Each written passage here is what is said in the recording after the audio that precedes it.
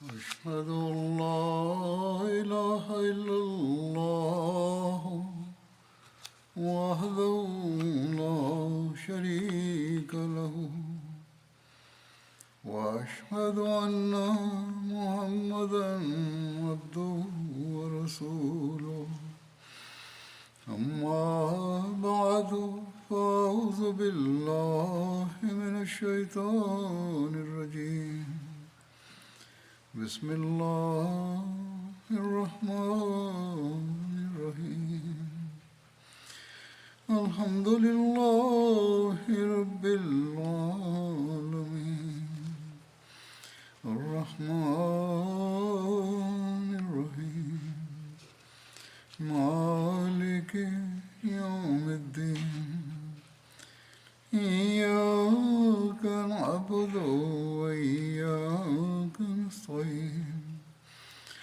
اهدنا الصراط المستقيم صراط الذين أنعمت عليهم غير المغضوب عليهم ولا الضالين. Gebeurtenissen rond de slag bij Uhud werden genoemd. Ik zal hierover nog enkele details vertellen.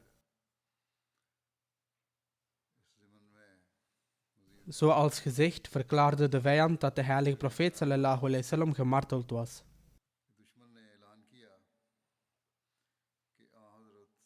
Wat was de toestand van de moslims toen zij dit nieuws hoorden over de martelaarschap van de heilige profeet sallallahu alaihi wasallam?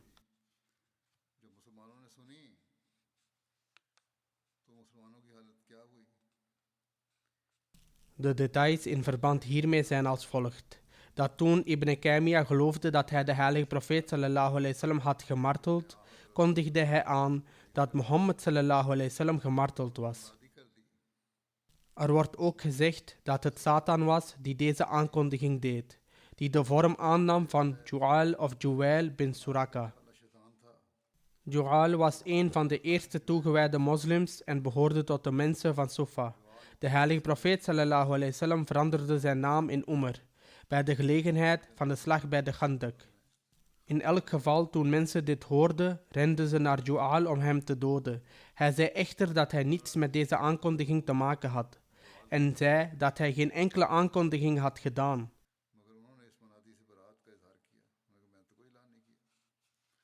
Ghawaad bin Jubair en Abu Barda getuigden dat toen ze deze oproep hoorden, Ju'al naast hen vocht. Ze getuigden dat hij zich bij hen had aangesloten en naast hen vocht.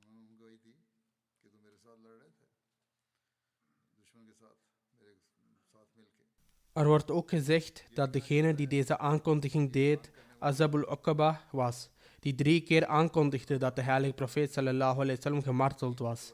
Er zijn verschillende overleveringen met betrekking tot wie deze aankondiging deed. Het kan zijn dat verschillende mensen het anders hebben ervaren en dat meerdere personen een dergelijke aankondiging hebben gedaan. Ibn Taymiyyah, Iblis en Azab al-Aqaba. Het is mogelijk dat een andere kwaadaardige persoon ook de aankondiging heeft gedaan. Terwijl dit nieuws zich verspreidde, zeiden sommige moslims, aangezien de heilige profeet sallallahu alaihi wasallam nu is overleden, zouden jullie allemaal moeten terugkeren naar jullie stam, aangezien zij jullie bescherming zullen bieden. Hierop zeiden enkele anderen, als de heilige profeet sallallahu alaihi wasallam gemarteld is, zul je dan niet langer vechten voor de religie en boodschapper van je profeet sallallahu alaihi wasallam, totdat je jouw Heer als martelaar ontmoet?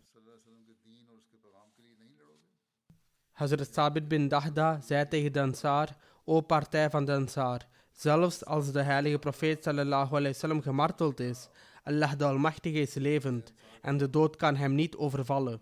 Vecht voor je religie en Allah de Almachtige zal je overwinning en succes schenken. Toen ze dit hoorden, stond een groep Ansar op en lanceerde een aanval samen met Hazrat Sabit tegen een contingent van de afgodendienaars. Waaronder Khalid bin Walid, Ikrma bin Abu Jahl, Amr bin As en Zirar bin Khattab. Bij het zien van deze kleine groep moslims dat een aanval lanceerde Khalid bin Walid een zware tegenaanval op hen en martelde Sabit bin Dahda en zijn Ansari metgezellen. Khalid बिन वलीद ने उन पर सख्त जवाबी हमला किया और साबित बिन दादा और उसके Met betrekking tot deze erbarmelijke toestand heeft Hazrat Mirza Bashir Ahmed Sahib het volgende geschreven in The Life and Character of the Seal of Prophets, sallallahu alayhi wasallam. Hij zegt, destijds waren de moslims verdeeld in 3 groepen. Eén groep bestond uit degenen die van het slagveld waren gevlucht, bij het horen van het nieuws dat de heilige profeet sallallahu alayhi wasallam gemarteld was. Maar deze groep was de kleinste van allemaal en omvatte ook Hazrat Usman bin Affan. Echter, zoals vermeld in de Heilige Koran, rekening houdend met de bijzondere omstandigheden van die tijd en het oprechte geloof en de oprechtheid van deze mensen, vergaf Allah de Verhevene hen. Van deze mensen waren sommigen zelfs in Medina aangekomen. En op deze manier bereikte het nieuws van het zogenaamde martelaarschap van de heilige profeet sallallahu alayhi wasallam en de nederlaag van het moslimleger ook Medina. सल्लल्लाहु अलैहि वसल्लम की ख्याली शहादत और लश्कर इस्लाम की हजीमत की खबर पहुंच गई। Er brak een staat van wekenlacht uit in Medina en de moslimmannen en vrouwen, zowel jong als oud, kwamen allen de stad uit in een staat van enorme ontsteltenis en begaven zich richting Ohud. Sommigen haasten zich naar het slagveld en stortten zich in de vijandelijke gelederen in de naam van Allah. और बाज तो जल्द जल्द दौड़ते हुए मैदान जंग Ze begonnen ook te vechten. De tweede groep bestond uit zulke mensen die niet gevlucht waren, maar bij het horen van het nieuws van het martelaarschap van de heilige profeet sallallahu alayhi wasallam hadden ze ofwel de vastberadenheid verloren of gevoeld dat het nu nutteloos was om te vechten. Daarom waren ze naar één kant van het slagveld verplaatst en gingen met gebogen hoofd zitten. De derde groep bestond uit degenen die zonder mankeren door bleven vechten. Onder hen bestonden sommigen uit die mensen die zich verzamelden rond de heilige profeet sallallahu alayhi wasallam en ongekende moedige daden vertoonden. En de meeste van hen vochten op het slagveld, verspreid van elkaar. Terwijl deze mensen en die tot de tweede groep behoorden bleven ontdekken dat de heilige profeet sallallahu alayhi wasallam leefde, zouden deze mensen doorgaan met vechten en zich rond de heilige profeet sallallahu alayhi wasallam insluiten, in de gelijkenis van degenen die bezeten zijn door waanzin. De oorlogstoestand was destijds zo dat het leger van de Quraysh van alle 4 de fronten naar voren zou dringen, in de gelijkenis van woeste oceaangolven. Een regen van pijlen en stenen viel van alle kanten op hen neer, op het slagveld vanuit alle richtingen. Bij het aanschouwen van deze gevaarlijke situatie omsingelde deze toegewijden de omtrek van de heilige profeet sallallahu alayhi wasallam en beschermde zijn gezegende lichaam met hun eigen. Desondanks, wanneer de kracht van de aanval naar voren zou komen, zou dit handjevol mannen heen en weer verdrongen worden. En in deze toestand zou de heilige profeet sallallahu alayhi wasallam soms bijna alleen blijven staan. और ऐसी हालत में बाज़ औक़ात Bij een dergelijke geval raakte een steen die gegooid werd door Utba bin Abi Waqas, de afgodische broer van Saad bin Abi Waqas, het gezegende gelaat van de heilige profeet sallallahu alayhi wasallam, waardoor zijn tand brak en ook zijn lip gewond raakte. Kort daarna verwondde nog een steen gegooid door Abdullah bin Shahab. अभी ज़्यादा वक्त न गुजरा था कि एक Het voorhoofd van de heilige profeet sallallahu alayhi wasallam. Vervolgens raakte een derde steen gegooid door Ibn Qaymiyah, de gezegende wang, waardoor 2 ringen op de mikver van de heilige profeet sallallahu alayhi wasallam in zijn wang doordrongen. लगा जिससे आपके मखफर यानी खौद की 2 कड़ियाँ आपके रुखसार में चुप कर रह गईं। Saad bin Abi Waqas was zo woedend over deze daad van zijn broer Utba dat hij zei dat hij nog nooit zo'n verlangen had gevoeld om een vijand te doden, als hij had om Utba te doden op de dag van Ohud. Hazrat Muslim Maud heeft de filosofie van de aanvaarding van het gebed genoemd. Bij het vermelden hiervan legde hij dit incident in de slag bij Ohud in grote detail uit. Hierop voortbouwend verklaart hij: ये बयान करते हुए एक लंबी तफसील के साथ आपने ओद के इस वाक़े का भी जिक्र Wat ik zei over de Britten die de overwinning behalen is dat als zij zich vestigen op de eenheid van God en mij met een zuiver hart vragen om voor hen te bidden, zullen zij de overwinning behalen. Dit was in 1940 tijdens de Tweede Wereldoorlog. दूसरी जंग अजीम के वक्त की बात है या Niettemin verklaart hij, als deze mensen mij vragen om te bidden, zullen ze zegevieren. Dit is in volledige overeenstemming met de profetieën van God de Almachtige, zijn goddelijke woord en mijn visioenen. De beloofde Messias heeft veel gebeden voor deze natie. Maar deze naties hebben een mens op de troon van God de Almachtige geplaatst. Dat is de reden waarom ze beproevingen ondergaan door God de Almachtige. Dat ze profeet Jezus tot de Zoon van God hebben gemaakt, is de reden waarom deze mensen met beproevingen te maken krijgen. Er zijn veel gebeden voor hen uitgesproken. Toen noemde hij de Pegamis dat als de Pegamis dit willen ontkennen, dan mogen zij dat doen. Wat betekent dat de Pegamis een overtuiging hebben, die tegenovergesteld is aan wat Hazrat Muslim Maud zegt. Niettemin verklaart hij, maar de gebeden die de beloofde Messias voor hen heeft aangeboden, de belemmering in de aanvaarding van deze gebeden, is hun toekennen van deelgenoten van Allah. En als deze belemmering gedeeltelijk of geheel wordt weggenomen, dan zullen deze gebeden zeker aanvaard worden. Ik heb verschillende visioenen gezien, dat mijn gebeden hun beproevingen kunnen wegnemen. Maar dit betekent niet dat elk gebed ik ook aanbied, automatisch wordt aanvaard. Als het in mijn macht lag om dat te doen, waarom zou ik dan de beproevingen die wij ondergaan niet wegnemen? Er staat in de heilige Koran dat de ongelovigen tegen de heilige profeet sallallahu alaihi wasallam zeiden dat als je werkelijk geliefd bent bij God de Almachtige, waarom los je dan die en die taak van jou niet op? Maar Allah de Almachtige verklaart dat, o Mohammed sallallahu alaihi wasallam, zeg dat als het in mijn macht lag om dat te doen, waarom zou ik dan niet alle voordelen voor mezelf innen?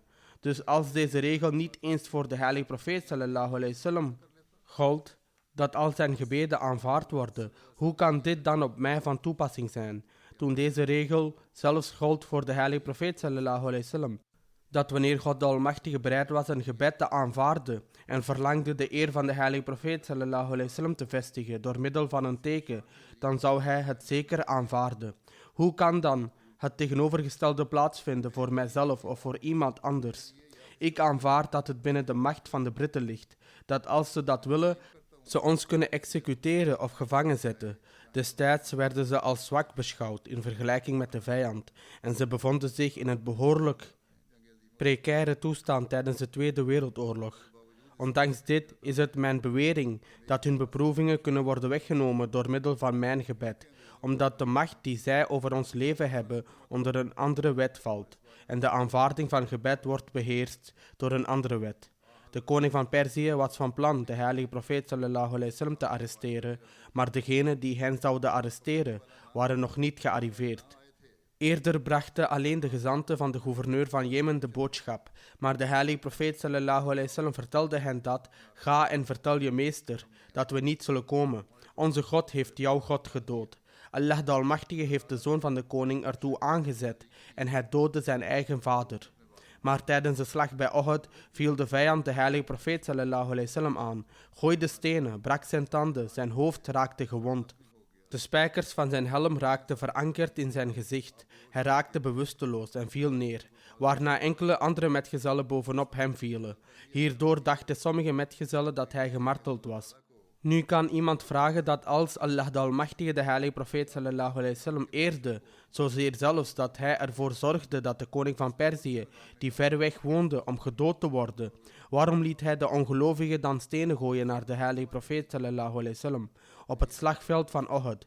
Dergelijke beschuldigingen zijn niet correct. Dit is de wijsheid en verstandigheid van Allah de Almachtige. Dit zijn zijn geheimen. Soms straft hij iemand voor een onbelangrijke zaak en op andere momenten in overeenstemming met wat hij wijs acht, toont hij mildheid, zodat een persoon zijn eigen hulpeloosheid en armoede beseft. Niettemin werd het incident van Uhud verteld. Na het gerucht over zijn dood verscheen de heilige profeet sallallahu alaihi wasallam plotseling voor de metgezellen. Ter verklaring hiervan staat er geschreven dat Hazrat Abu Ubaida op dat moment de eerste persoon was die de heilige profeet sallallahu alaihi wasallam herkende dat hij levend en wel was. Hazrat Abu Ubaida zei: ik herkende de heilige profeet sallallahu alaihi wasallam van zijn gloeiende en stralende ogen onder zijn goot. Goot was een soort helm die een soldaat zou dragen om zijn hoofd en gezicht te beschermen. Niettemin zei hij: ik zag een grote schittering en licht in zijn ogen en ik wist dat de heilige profeet sallallahu alaihi wasallam leeft. Dus zodra ik hem herkende, schreeuwde ik uit alle macht: O moslims, ik geef jullie blijde tijdingen dat de heilige profeet sallallahu alaihi wasallam onder ons is. Hierop gaf de heilige profeet sallallahu alaihi wasallam mij een gebaar dat ik stil moest blijven. ये रसूलुल्लाह सल्लल्लाहु अलैहि वसल्लम मौजूद हैं। उस वक्त हज़रत सल्लल्लाहु अलैहि वसल्लम ने मेरी तरफ इशारा करके मुझे रोका कि खामोश रहो। In een andere overlevering wordt vermeld dat het een andere metgezel was die de heilige profeet sallallahu alaihi wasallam herkende. Zo schrijft een auteur dat nadat hij in de greppel was gevallen, het hele lichaam van de heilige profeet sallallahu alaihi wasallam bedekt was met bloed. Toen hij eruit kwam uit de greppel, herkende Hazrat Ka'b bin Malik de ogen van de heilige profeet sallallahu alaihi wasallam van onder zijn helm en riep uit van vreugde: O partij van moslims, verheug je, want het is de boodschapper van Allah sallallahu alaihi wasallam. अबशरू हाज़र रसूलुल्लाह सल्लल्लाहु अलैहि वसल्लम। ए मुसलमानों के गिरोह, Hierop gaf de heilige profeet sallallahu alaihi wasallam hem een teken dat hij stil moest blijven. Echter, terwijl de moslims hierover nieuws bleven ontvangen, haasten ze zich naar de heilige profeet sallallahu alaihi wasallam. Onder hen was Hazrat Abu Bakr Siddiq, Hazrat Umar bin Khattab, Hazrat Ali bin Abi Talib, Hazrat Talha bin Ubaidullah, Hazrat Zubair bin Awam, Hazrat Haris bin Simah en verschillende andere moslims. De heilige profeet sallallahu alaihi wasallam zocht samen met zijn metgezellen onderdak in een vallei in de gebergte van Uhud. Onderweg, telkens wanneer de vijand een aanval lanceerde, reageerden de metgezellen van de heilige profeet sallallahu alaihi wasallam krachtig. In bepaalde boeken is vermeld dat toen het momentum van de strijd plotseling veranderde, werd de situatie van de strijd zeer kritiek en gevaarlijk. Plotseling verscheen de heilige profeet sallallahu alaihi wasallam tussen Hazrat Sa'd bin Mu'az en Hazrat Sa'd bin Ubadah en de metgezellen konden hem herkennen aan zijn manier van lopen. Op dat moment werden ze opgefrist van passie en het was alsof ze nog een nederlaag, nog enig verlies hadden geleden. Toen alle moslims de heilige profeet sallallahu alaihi wasallam zagen, verzamelden zich allemaal hartstochtelijk rond de heilige profeet sallallahu alaihi wasallam en hij nam ze mee naar een bergpas. Op dat moment waren Hazrat Abu Bakr, Hazrat Umar, Hazrat Ali, Hazrat Zubair en Hazrat Haris bin Simah bij de heilige profeet sallallahu alaihi wasallam.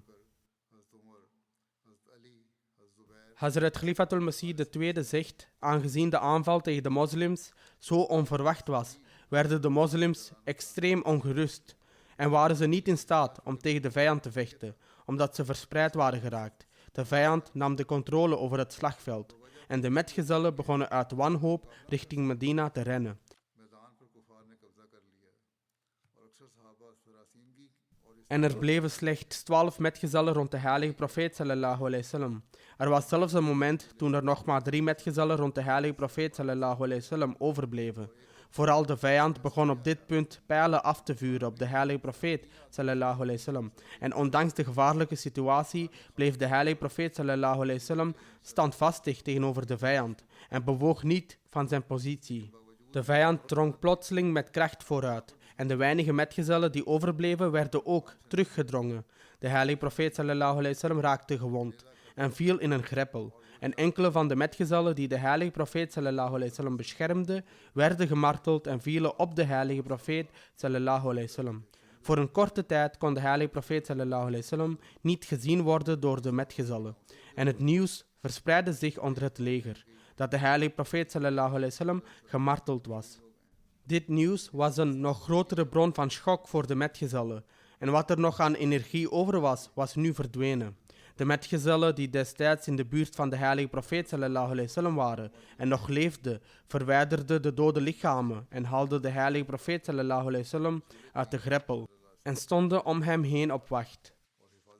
Toen de heilige profeet sallallahu alaihi wasallam wegkwam van de afgodendienaars die hem hadden omsingeld en op weg was naar de bergpas, samen met zijn toegewijde metgezellen, kwam Usman bin Abdullah bin Mughira, die op een wit paard zat, naar de heilige profeet sallallahu alaihi wasallam. Hij was van top tot teen in een harnas gekleed en ging richting de bergpas waar de heilige profeet sallallahu alaihi wasallam naartoe ging. Hij zei, of hij zal leven of ik zal. जहाँ रसूलुल्लाह सल्लल्लाहु अलैहि वसल्लम जा रहे थे, वो क्या आवाज़ सुनकर ठहर गए। उस वक्त उस्मान के घोड़े को इन घोड़ों में Toen hij zijn stem hoorde, stopte de heilige profeet sallallahu alaihi wasallam. Het paard van Usman viel in een van de greppels die daar waren gegraven. En Hazrat Haris rende naar hem toe en ze vochten een korte tijd met elkaar met hun zwaarden. Plotseling sloeg Hazrat Haris bin Simah hem op de voet met zijn zwaard. En Osman ging zitten vanwege de verwonding. Hazrat Haris doodde hem toen en deed zijn harnas en helm af. Bij het zien hiervan uitte de heilige profeet sallallahu alaihi wasallam zijn dankbaarheid uit aan God voor zijn dood. खुदा का शुक्र है कि जिसने इसको हलाक कर दिया। उसी वक्त उबैदुल्लाह बिन जाबिर आमरी ने हज़रत हारिस पर हमला किया। In hetzelfde geval viel Ubaidullah bin Jabir Amiri Hazrat Haris aan en raakte zijn schouder waardoor hij gewond raakte. Een van de kameraden van Hazrat Haris tilde hem op en nam hem mee. Hierna sprong Hazrat Abu Dujana naar voren en viel Ubaidullah aan en doodde hem met zijn zwaard en keerde terug naar de heilige profeet sallallahu alaihi wasallam. Er wordt ook melding gemaakt van Ubay bin Khalaf, die een van de leiders van Mekka was en de heilige profeet sallallahu alaihi wasallam aanviel. Terwijl de heilige profeet sallallahu alaihi wasallam op weg was naar de bergpas, kwam Ubay bin Khalaf daar. Ubay bin Khalaf had losgeld betaald omdat hij gevangene was genomen in de slag bij Badr. Hij zei dat hij een paard bezat genaamd Oud, dat hij dagelijks 7,5 kilogram maïs voerde. Het was een heel krachtig en gezond paard. En hij had ook beweerd dat ik zal op dit paard klimmen en Mohammed sallallahu alaihi wasallam doden. Toen de heilige profeet sallallahu alaihi wasallam hiervan hoorde, zei hij dat hij in feite degene zou zijn die hem zou vermoorden. Volgens een andere overlevering had hij dit tegen de heilige profeet sallallahu alaihi wasallam gezegd toen hij in Mekka was voor de migratie. En dus ter gelegenheid van de slag bij Uhud zei de heilige profeet sallallahu alaihi wasallam tegen zijn metgezellen: ik vermoed dat Ubay bin Khalaf mij van achteren zal aanvallen. Laat het me daarom weten wanneer je hem ziet. Op dat moment was Ubay gekleed in een harnas en steigerde hij op zijn paard terwijl hij dichterbij kwam. De heilige profeet sallallahu alaihi wasallam zag hem ook en hij vroeg: waar is Mohammed sallallahu alaihi wasallam? Als hij levend ontsnapt, is het met mij afgelopen. Hazrat Musab bin Umair hield de wacht over de heilige profeet sallallahu alaihi wasallam en kwam voor hem staan. En Ubay martelde Musab bin Umair. Hierop zeiden de metgezellen: o boodschapper van Allah sallallahu alaihi wasallam, Ubay komt naar u toe. Zal een van ons hem gaan vermoorden? En volgens een andere overlevering wordt er vermeld dat de metgezellen Ubay confronteerden. Hoe dan ook, de heilige profeet sallallahu alaihi wasallam droeg hen op om hem te verlaten en uit zijn weg te gaan. Toen hij wat dichterbij kwam, zei de heilige profeet sallallahu alaihi wasallam: o leugenaar, waar zul je naartoe gaan nadat je vlucht? De heilige profeet sallallahu alaihi wasallam nam een speer van Hazrat Harisa bin Simah en volgens een andere overlevering nam hij een speer van Hazrat Zubair bin al-Awam en bereidde zich voor om aan te vallen. De metgezellen verwijderden zich van de heilige profeet sallallahu alaihi wasallam, net zoals vliegen wegbewegen van de rug van een kameel. De heilige profeet sallallahu alaihi wasallam ging voor Ubay uit en sloeg met de speer in zijn nek, of raakte het gebied dat zichtbaar was tussen zijn helm en harnas, waardoor hij meerdere keren van zijn paard struikelde en begon te brullen als een os. Hij liep een lichte kras op in zijn nek en het bloeden stopte ook, of misschien brak een van zijn ribben. Hij keerde terug naar zijn volk en zei: bij God, Mohammed Arbi sallallahu alaihi wasallam heeft mij vermoord. Zijn volk antwoordde dat hij gewoon ontmoedigd was geraakt en dat er niets was gebeurd en dat het slechts een kras was. Ze zeiden dat zelfs als het oog van iemand onder hen zo'n verwonding had opgelopen, zou er niets met hen gebeurd zijn. Hierop verklaarde Ubay: ik zweer bij Laat en Uzza, als de blessure die ik heb opgelopen was toegebracht aan de mensen van Zulmijaz of Rabia of Muzar, zouden ze allemaal zijn omgekomen. Hij, dit wil zeggen de heilige profeet sallallahu alaihi wasallam, had mij in Mekka verteld dat hij mij zou vermoorden. Bij God, zelfs als hij ook maar op mij had gespuugd, zou ik gedood zijn. Vervolgens, toen de afgodendienaars terugkeerden en Sarif bereikte, stierf hij en werd veroordeeld tot de hel. Sarif is een enorme vallei die nu bekend staat als Nawaria. Ter gelegenheid van de afscheidsbedevaart was dit de 7e manzil die de heilige profeet sallallahu alaihi wasallam vanuit Medina nam, dat dichtbij Tanim ligt, ongeveer 15 tot 16 kilometer van Mekka. Hazrat Mirza Bashir Ahmed Sahib schrijft: nadat de Quraysh tot op zekere hoogte waren teruggetrokken en de moslims die aanwezig waren op het slagveld de heilige profeet sallallahu alaihi wasallam zagen, verzamelden ze zich om hem heen. Met deze groep metgezellen begon de heilige profeet sallallahu alayhi wasallam langzaam de berg te klimmen naar de top en bereikte een veilige bergpas. Onderweg kreeg Ubay bin Khalaf, een hoofdman van Mekka, de heilige profeet sallallahu alayhi wasallam in zicht.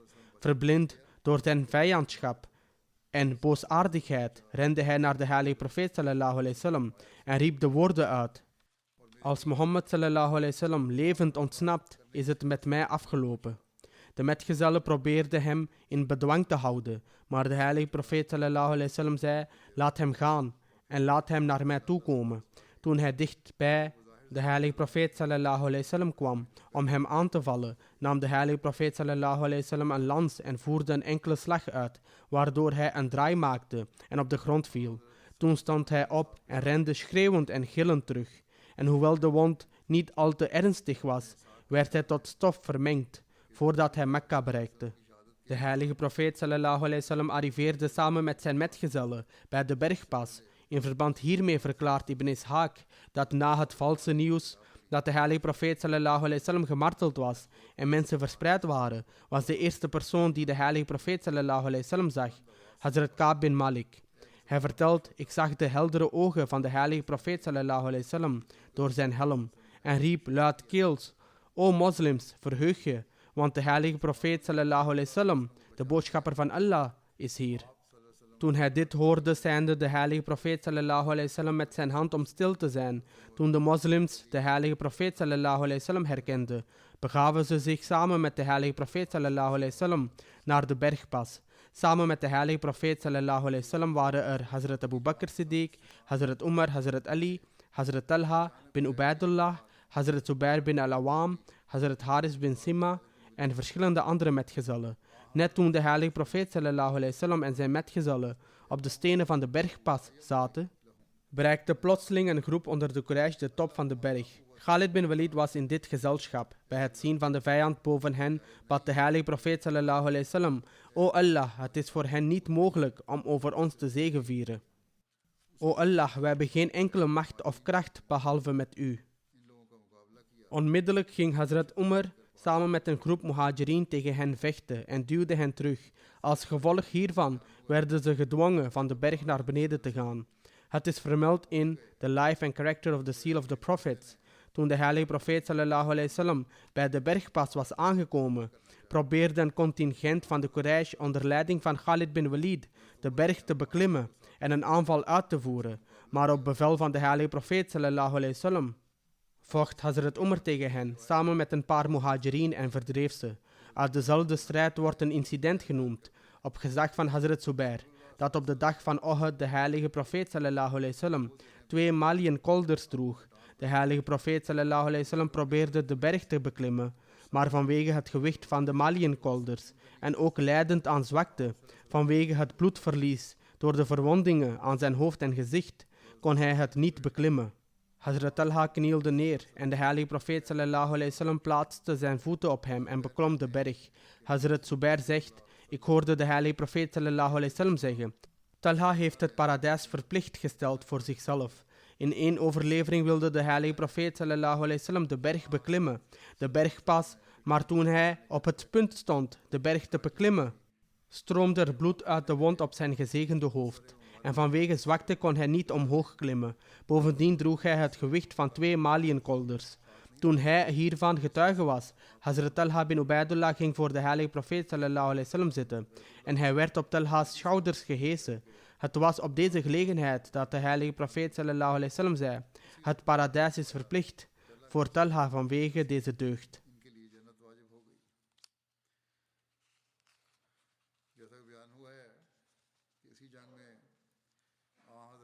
Zoals eerder vermeld was het in deze strijd dat de gezegende tand van de heilige profeet sallallahu alayhi wasallam werd gebroken. Het hele tafereel besprekend en sprekend over de dag van Uhud vertelt Hazrat Aisha dat Hazrat Abu Bakr altijd zei: de dag behoorde toe aan Talha. Vervolgens zou hij de details als volgt vermelden: ik behoorde tot de mensen die terugkeerden naar de heilige profeet sallallahu alayhi wasallam. Toen ik terugkwam, zag ik dat er een persoon was die de heilige profeet sallallahu alayhi wasallam beschermde en samen met hem vocht. De verteller zegt: ik geloof dat hij, dit wil zeggen Abu Bakr, zei dat hij hem beschermde. Hazrat Abu Bakr zegt verder, ik dacht bij mezelf, ik wou dat die persoon Talha was. Ik heb de kans gemist. कि मैंने कहा काश तल्हा हो मुझसे जो मौका रह गया सो रह गया और मैंने दिल में कहा कि मेरी कौम Maar diep van binnen wenste ik dat deze persoon tot mijn stam behoorde, omdat dat mij meer plezier zou doen. Dit is wat Hazrat Abu Bakr destijds dacht. Hazrat Abu Bakr zegt verder, er was een persoon tussen mij en de heilige profeet sallallahu alaihi wasallam die ik niet kon herkennen. Ook al stond ik dichter bij die persoon dan bij de heilige profeet sallallahu alaihi wasallam. Hij liep zo snel dat ik hem niet kon bijhouden.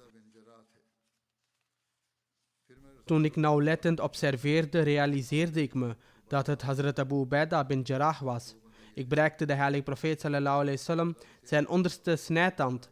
Er waren daar 2 mensen, Hazrat Talha en Hazrat Abu Ubaidah bin Jarrah.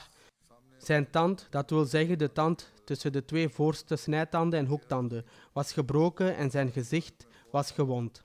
Ringen van de helm waren vast komen te zitten in de wang van de heilige profeet sallallahu alaihi wasallam. De heilige profeet sallallahu alaihi wasallam zei om te gaan kijken naar je metgezel.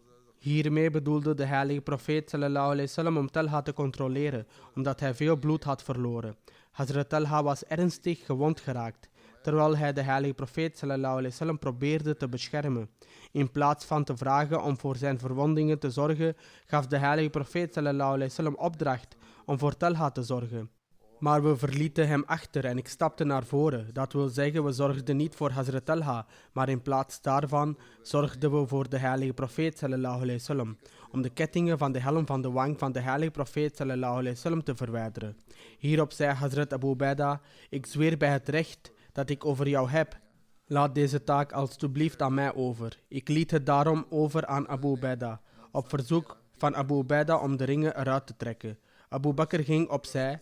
Abu Ubaidah wilde de ringen niet met zijn hand uittrekken, in het geval dat het pijn zou veroorzaken bij de heilige profeet sallallahu alaihi wasallam.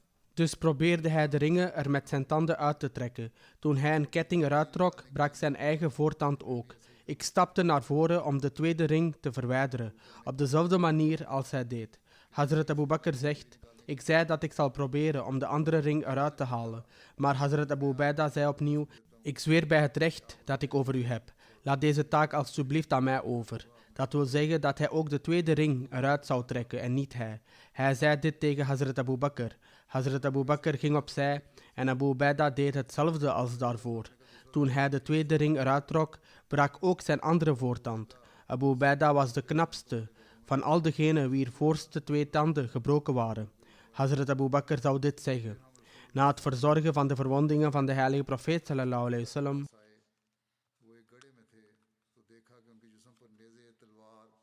gingen we naar Talha, die in een greppel lag.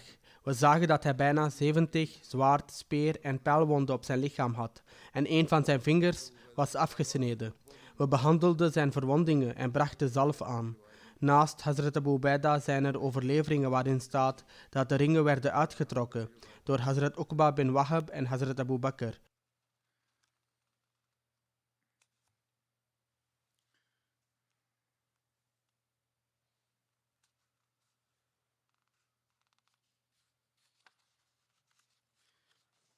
Abu सईद खुदरी रिवायत करते हैं कि हज़रत सल्लल्लाहु अलैहि वसल्लम के चेहरा मुबारक से De eerste overlevering is echter authentieker. Abu Sa'id Khudri vertelt dat toen de 2 ringen werden verwijderd van de gezegende wang van de heilige profeet sallallahu alaihi wasallam, het bloed begon te stromen alsof er water uit een volle waterzak overstroomt. Malik bin Sinan begon het bloed met zijn mond op te zuigen. De heilige profeet sallallahu alaihi wasallam zei tegen hem, ben je het bloed aan het drinken? Hij antwoordde bevestigend. De heilige profeet sallallahu alaihi wasallam zei toen, het vuur is verboden voor de persoon wiens bloed mijn bloed heeft aangeraakt. Dit is een overlevering van Subulul Huda wa ar-Rashad, maar het lijkt erop dat deze overlevering en bepaalde andere overleveringen discutabel en twijfelachtig zijn. Alleen Allah weet hoe authentiek ze zijn. Want als je de bloedstroom op deze manier probeert te stoppen, dan zou het in plaats van de stroom te stoppen, de stroom vergroten. En hij zou in een zwakkere toestand achterblijven.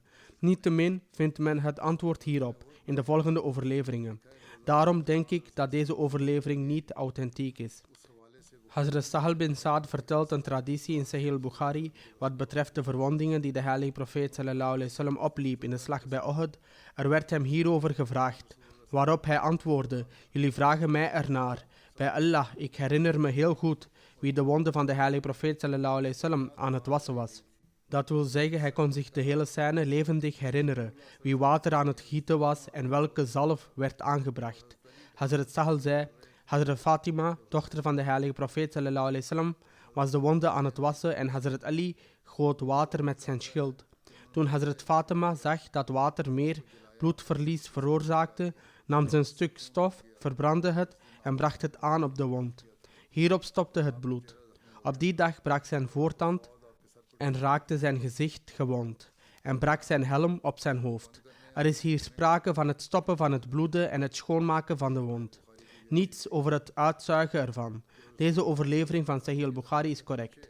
Toen de heilige profeet sallallahu alaihi wasallam de rand van de bergpas bereikte, vulde Ali bin Abu Talib zijn schild met water uit Miraz en bracht het naar de heilige profeet sallallahu alaihi wasallam.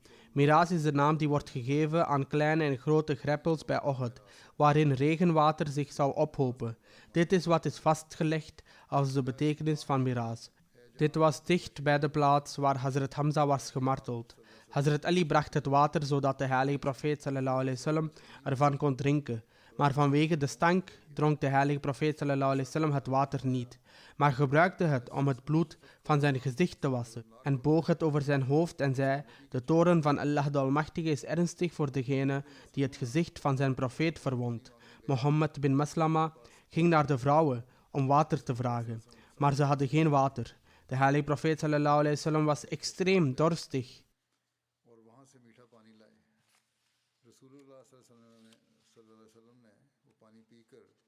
En dus ging Mohammed bin Maslama naar een bron en bracht zoet water. De heilige profeet sallallahu alaihi wasallam dronk het water en bad voor hem.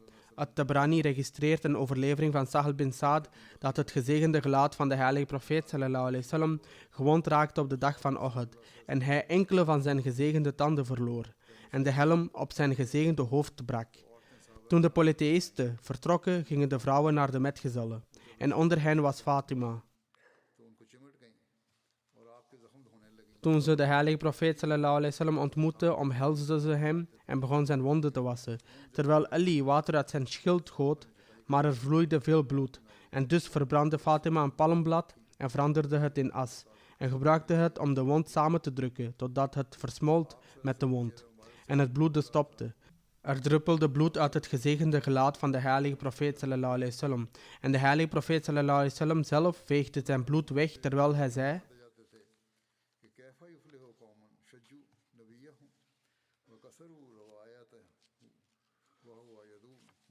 hoe kan een natie die zijn profeet heeft verwond en zijn snijtand heeft gebroken, ooit gedijen, terwijl hij hen alleen maar uitnodigde naar Allah de Almachtige?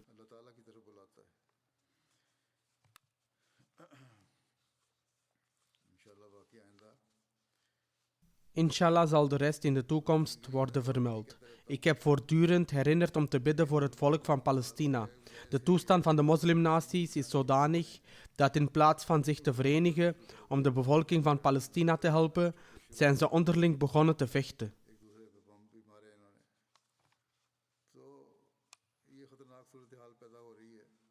Er is gemeld dat er een conflict is begonnen tussen Pakistan en Iran en beide hebben bommen op elkaar laten vallen. Er ontstaat dus een gevaarlijke situatie. Bid dat Allah de Almachtige de moslimlanden en leiders wijsheid en begrip schenkt. Bid voor hen, mogen Allah de Almachtige hen het vermogen schenken om hun doel te begrijpen. En mogen zij verenigd worden als één.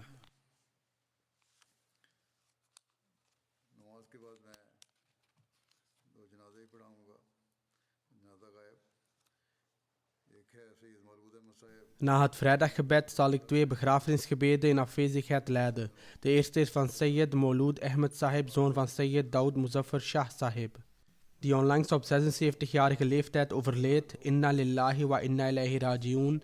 Hij was de kleinzoon van Hazrat Muslim Maud en Hazrat Sayyida Tahir Sahiba en zoon van Sahib Zadi Amtul Hakim Sahiba en Sayyid Daud Muzaffar Shah Sahib. Door de genade van Allah was hij een Musi. Hij was mijn neef van moederskant en de oudere broer van mijn vrouw. Syed महमूदुल्लाह शाह साहब थे। Zijn grootvader van vaderskant was Sayyid Mahmudullah Shah Sahib, die de zoon was van Sayyid Abdul Sattar Shah Sahib. Hazrat Dr. Sayyid Abdul Sattar Shah Sahib had grote hoogte in rechtvaardigheid en vroomheid bereikt. Hij was zeer nederig en liep voorop bij het vervullen van de rechten van Allah en de rechten van zijn schepping. Hazrat Mirza Bashir Ahmed heeft een incident verteld met betrekking tot Abdul Sattar Shah Sahib. उन्होंने मुझे खुद बयान किया है ये डॉक्टर सैयद अब्दुल सत्तार शाह साहब ने मियां Bashir Hij zegt, hij heeft mij verteld, Dr. Sayyid Abdul Sattar Shah Sahib vertelde Hazrat Mirza Bashir Ahmed zelf dat Hazrat Khalifatul Masih I eens extreem ziek werd. En dit was op het moment dat hij in het huis van zijn heiligheid woonde. Hazrat Muslim Maud bood geiten aan als aalmoezen. Dr. Sahib zegt dat hij daar ook aanwezig was. Hij bracht de nacht door bij Hazrat Khalifatul Masih I en gaf hem medicijnen. In de ochtend, toen de beloofde Messias op bezoek kwam, zei Hazrat Khalifatul Masih I: Uw heiligheid, Dr. Sahib, bleef de hele nacht bij mij wakker en gaf mij medicijnen en verzorgde mij. De beloofde Messias was hier blij mee en zei: Wij zijn ook trots op hem. Deze familie is op weg naar het paradijs. De beloofde Messias herhaalde deze woorden een paar keer. Hij bleef dit zeggen over Dr. Abdul Sattar Shah Sahib. Sayyid Maulud Shah Sahib behaalde zijn opleiding in Rabwa. Hij voltooide zijn toelatingsexamen FSC en schreef zich daarna in bij het Lahore Engineering College. Degree हासिल की पाकिस्तान में भी मुख्तलिफ कंपनियों में काम किया फिर चंद साल नाइजीरिया में भी एक कंपनी में बतौर engineer En behaalde een diploma in werktuigbouwkunde. Hij werkte bij verschillende bedrijven in Pakistan.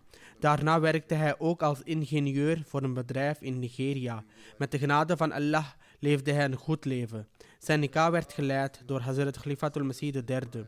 In zijn preek zei Hazrat Khalifatul Masih III dat de relatie in een huwelijk als een geënte boom is. खुतबा दिया तकरीबन सालिस रहमतुल्लाह ताला ने वो था कि अज़दवाजी रिश्ते दरख्त के पैवान की मानद होते हैं जिन्हें शुरू Die in het begin heel zorgvuldig moeten worden verzorgd.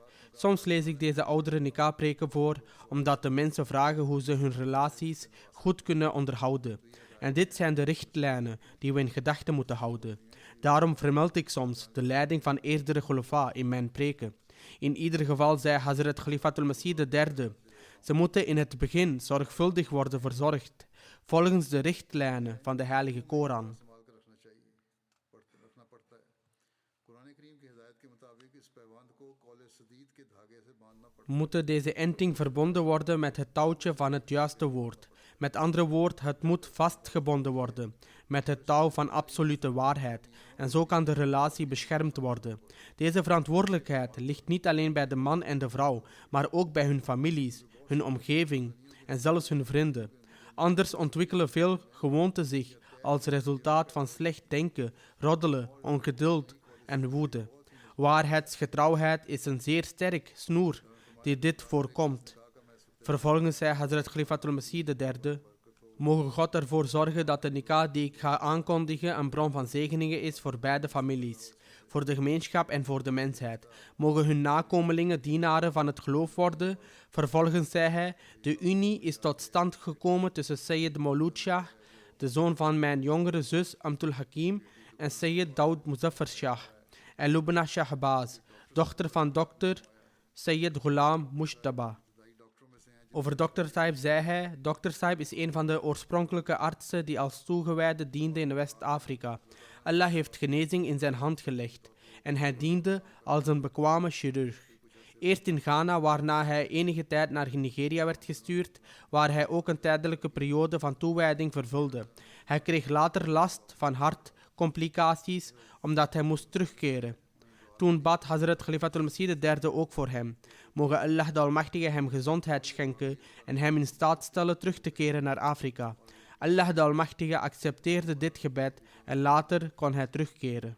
En hij kreeg de kans om lange tijd in Afrika te dienen. Daarna bad hij: mogen Allah de Almachtige Sayyid Maulud Ahmed in staat stellen om het geloof te dienen. Vervolgens zou hij alle mogelijke vrijwillige diensten aanbieden. दवाई खिदमती कर सकते थे उन्होंने की उसके बाद इनके बेटे सैयद सऊद अहमद कहते हैं Zijn zoon Sayyid Saoud Ahmed Sahib zegt: mijn vader is altijd regelmatig geweest in het verrichten van gebeden. Hij reciteerde de heilige Koran na Fajr. In feite verrichtte hij ook regelmatig tahajjud. Ik weet dit ook. Hij had een hele mooie recitatie van de heilige Koran. Hij zegt: voordat hij ging slapen vertelde hij ons verhalen en incidenten van ouderen. Hij was regelmatig in het aanbieden van financiële bijdragen en spoorde ons ook aan om regelmatig financiële bijdragen te leveren. Zelfs als hij ons zakgeld gaf, zei hij tegen ons dat we eerst onze financiële bijdrage moesten aanbieden. Als we geld ontvingen op Eid, adviseerde hij ons ook om financiële bijdrage aan te bieden. Hij had voor ieder van ons een apart dossier aangemaakt. Op dezelfde manier, toen hij zijn kinderen lid liet worden van de instelling van Wasiyat, hield hij dat ook bij in dossiers en zorgde ervoor dat alle financiële bijdragen werden voldaan. Afgezien van het vasten in de Ramadan, vastte hij ook in Shawwal. Hij reciteerde de heilige Koran 2 maal in zijn geheel en zou proberen het tijdens de Ramadan voor de 3e keer uit te lezen. Bovendien staat er geschreven dat hij een verfijnd individu was, die transparant en duidelijk was. Hij was ook erg vriendelijk. Of hij nu goed bekend was met anderen of pas nieuw kennis maakte, hij zou contact onderhouden en een excuus vinden om naar het welzijn van anderen te vragen. Hij behandelde iedereen met vriendelijkheid, of ze nu ouder of jonger waren. Hij had nooit kwade bedoelingen jegens wie dan ook. Hij koesterde nooit enig vooroordeel, hoe wreed anderen ook zouden zijn. Hij zou als reactie altijd goede morele waarden tonen. Als iemand buitengewoon onvriendelijk was, zou hij zelf contact met hen opnemen om de kloof te overbruggen. Dit is niet iets dat alleen zijn zoon heeft genoemd. Ik ben er zelf getuige van geweest, dat hij deze uitstekende eigenschappen werkelijk bezat. Ik ben hiervan getuige geweest. En vele van degenen die hem kenden en hun medeleven betuigden, schreven dit ook. En zeiden dat hij deze kwaliteiten bezat. Zijn zoon schrijft verder: eens reisde Hazrat Muslim Maud naar het buitenland en hij bracht speelgoed voor hem mee als cadeau. Hij opende het en brak het in stukken. Hazrat Muslim Maud zei tegen hem: ik heb een cadeau voor je meegenomen en je hebt het in stukken gebroken. Als antwoord zei hij: ik zal het nu meteen repareren. En hij repareerde het feitelijk voor Hazrat Muslim Maud. Hazrat Muslim Maud zei toen tegen zijn moeder dat zij hem een ingenieur moest maken. Deze woorden van Hazrat Muslim Maud werden vervuld. Hij werd later ingenieur en ook nog een uitstekende. Er is zeer nuttige advies van Hazrat Muslim Maud, die ik zal presenteren. Op een keer bezocht Hazrat Muslim Maud zijn landbouwgrond in Sindh. Hij, de overledene, was daar destijds ook aanwezig. Hij was met zijn vader in de entourage van Hazrat Muslim Maud, terwijl hij het land verkende en evalueerde. Misschien was het in die tijd het mango-seizoen en was er fruit. De loonwerkers van de boomgaarden hadden het fruit geplukt en op een hoop gelegd. Het contract voor het land werd aan hen uitbesteed en verkocht. Op deze manier behoort het fruit aan hen toe. Bepaalde variëteiten worden van de eigenaar afgenomen. Niettemin had de loonwerker het fruit geplukt en op een stapel gelegd. Sayyid Maloud was toen nog een kind en pakte een mango van de stapel. Hazrat Muslim Maud zei tegen hem: ga het terugleggen. Het is niet meer van jou, maar van de aannemer.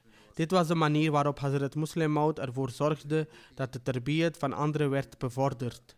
Hij had kunnen zeggen dat de mango zou worden afgetrokken van het aandeel dat zij ontvangen en dat er geen probleem is.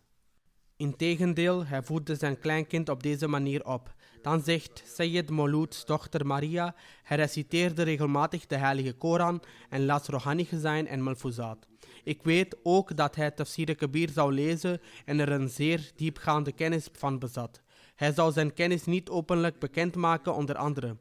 Maar als iemand echter ooit een vraag stelde of een probleem ter sprake bracht, zou hij als reactie geweldige referenties geven. Anderen hebben mij hierover ook geschreven. Of we nu vragen stelden over een religieuze of seculiere kwestie, zegt zijn dochter, hij zou een uitstekend antwoord geven.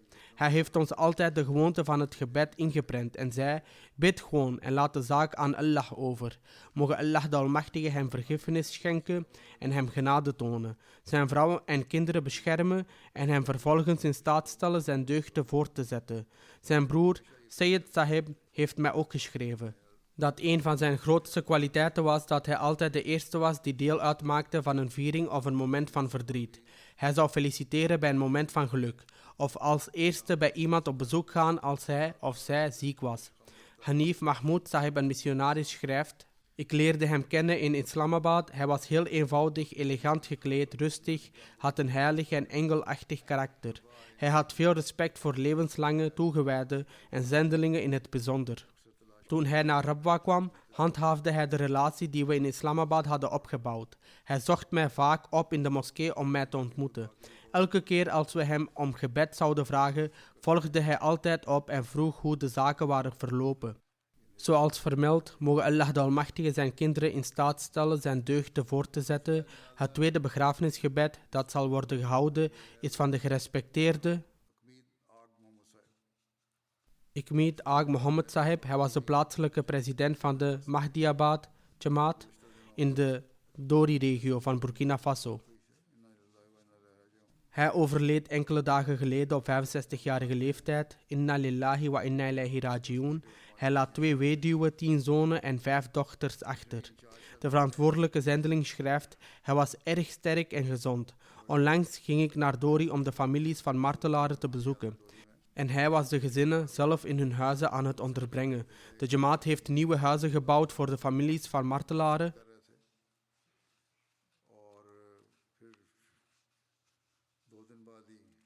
En hij hielp hen bij het vestigen. Na 2 dagen keerde hij terug naar huis. Het was toen dat hij flauw viel. Hij kreeg een ernstige hartaanval en overleed. In 1999 had hij de eer Ahmadiyyat te aanvaarden. Nadat hij een Ahmadi was geworden, verhuisde hij naar Mahdiabad om bij Al-Hajj Ibrahim Bidgha Sahib te gaan wonen. Hij ging met Al-Hajj Ibrahim Bidgha Sahib naar nabijgelegen dorpen om te prediken. Door te prediken vestigde hij veel nieuwe lokale jamaats. Hij was een overheidsfunctionaris, werkzaam als boswachter voor het ministerie van Natuur en Wildernis. Hij verloor zijn baan vanwege de toename van het aantal terroristen.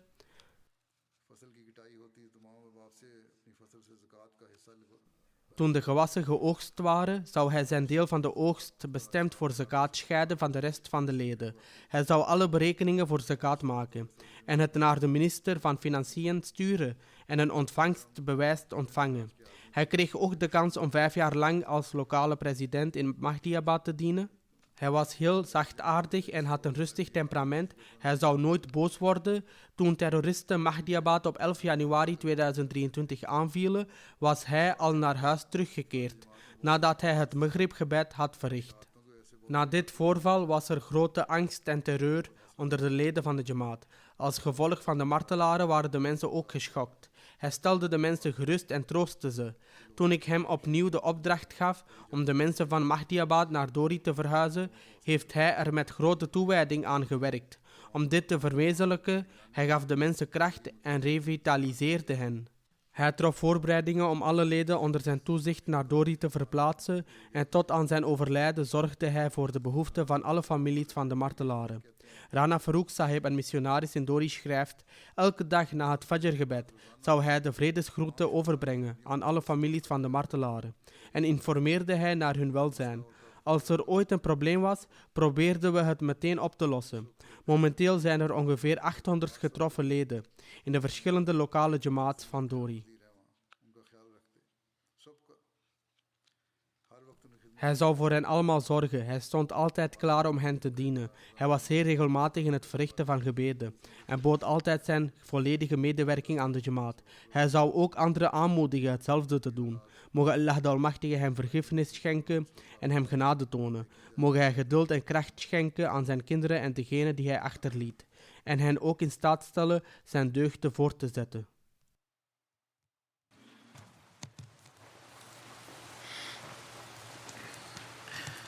Alhamdulillah, nahmaduhu wa nasta'inuhu wa nastaghfiruhu wa nu'minu bihi wa natawakkalu alayhi wa na'udhu billahi min shururi anfusina wa min sayyiati a'malina.